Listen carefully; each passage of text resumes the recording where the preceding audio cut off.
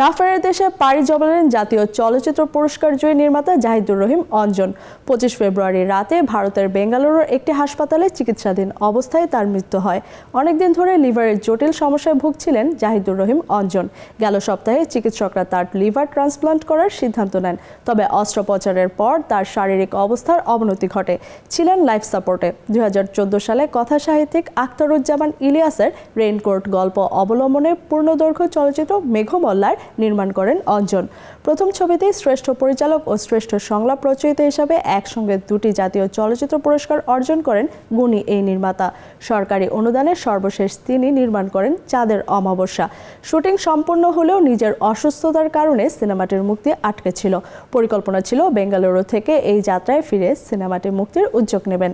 তার আগে মরণ নামক অমাবস্যা বরণ করতে হলো বাংলা চলচ্চিত্রের এই চাঁদকে।